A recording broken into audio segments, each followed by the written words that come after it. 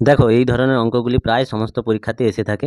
একটি ব্যাগে 4:3:5 অনুপাতে 310 টাকা মূল্যমানের 5 টাকা, 2 টাকা, 1 টাকার মুদ্রা রয়েছে। 5 টাকার মুদ্রার সংখ্যা কতগুলো? দেখো, এখানে একটা সেট ধরলাম, একটা সেটে কি অনুপাতে মুদ্রা রয়েছে? 4:3:5। তাহলে 5 টাকা কতগুলো রয়েছে? 4টা। তাহলে মূল্য কত? 4 × 5, তাহলে 20 টাকা। আর 2 টাকা কতগুলো আছে? 3টা, তাহলে তার মূল্য কত? 3 × 2, তাহলে 6 টাকা।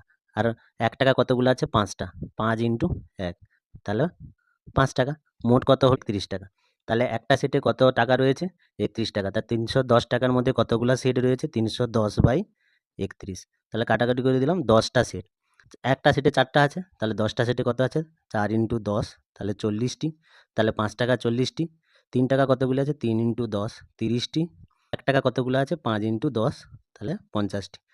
তাহলে এখানে বের করতে বলছে 5 টাকার মুদ্রা কতগুলো আছে? তাহলে 40টা। এর দাগের অ্যান্সারটা